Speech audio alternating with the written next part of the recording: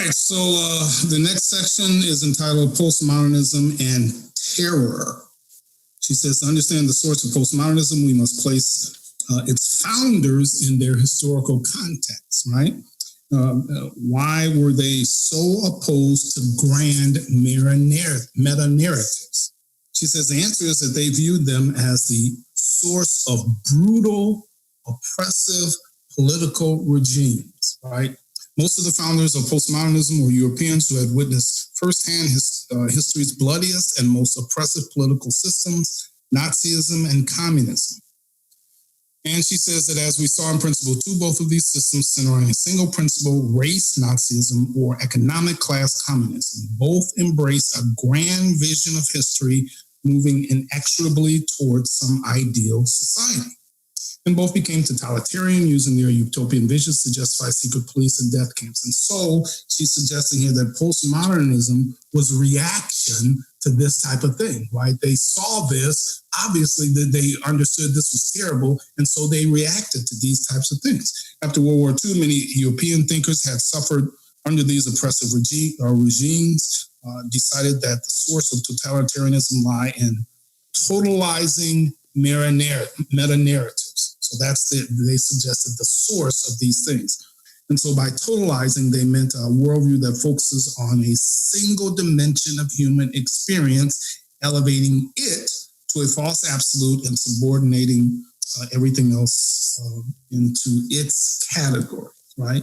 So when a one-dimensional totalizing worldview gains political power, those who disagree will be marginalized, oppressed, left out, silenced, dominated, co-opted, controlled, coerced, and all kinds of things if you disagree.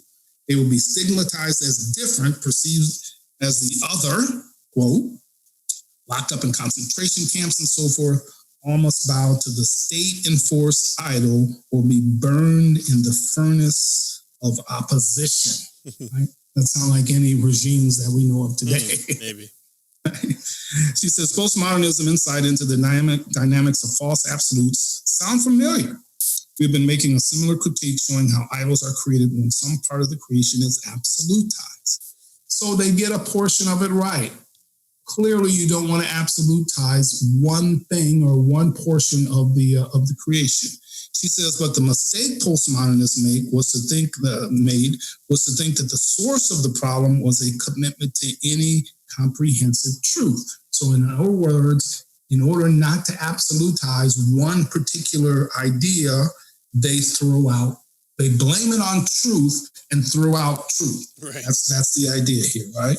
She says, in the postmodern condition, Lyotard says the conviction that there is only one truth, the whole truth, leads inevitably to terror. The 19th and 20th centuries have given us as much terror as we can take. We have paid a high price for the nostalgia of the whole and the one truth. So there's no whole and one truth. There are many meta-narratives, and so we throw out the whole concept of something that's absolutely true. Right. And again, like I said, there's a point to that. If you radicalize the people who say, it's this truth and there are implications to you, your family, because of that, then you may have radicalization. Even in, let's assume that it is true. Even if it is true, radicalization of people. And so this is attempting to say, there's no such thing as this overarching one truth. There should be many truths, but there you just come into conflict between class and people and race and different social structures within the communities. Yeah. So they create their own conflicts, right? And they create their own, and so it's really the strongest survives or the strongest rules or that sort of thing. She says postmodernists conclude that the way to challenge claims to absolute power was to challenge claims to absolute truth. So we can get rid of absolute power by challenging claims to absolute truth. There is no absolute truth, so that way we can challenge absolute power. As Eagleton puts it, postmodernism, quote, makes the mistake of supposing that all passionate conviction is insipidly dogmatic and will end up with the gulag, right? But why is this a mistake? Well, because it's self-refuting. by rejecting any universal truth, postmodernism undercuts its own claim to truth.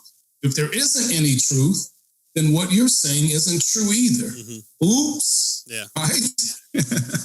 Moreover, without some universal standard of justice, there's no way to stand against injustice and oppression. There's no ultimate standard of what true justice is. Then how do you stand against any actions against people that we may think is injustice, right? As one philosopher writes, without timeless and universal moral principles, it seems that we cannot criticize the values of different cultures or times, no matter how repugnant they may seem. She says, think of it this way.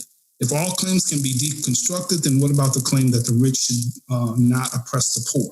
Or that we should resist bigotry and racism? These claims, too, can be deconstructed. Thus, the postmodernism may appear to be radical, but it is, in fact, unable to offer resistance to the political status quo. Yeah.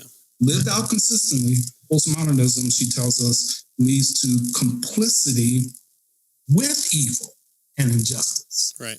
Yeah. So the oppressing of the poor. Well, that's just how that society has collected itself into its language and social structure and all that. So who are you to say that shouldn't be done? Why? And there's no absolute truth with regard to whether or not you should do it. Right. Whether or not it's good or bad. Right. There are no universal standards. Right. It's each society, each community, each culture determines for itself. And that gets us right back into the same problem that they were attempting to avoid. Right.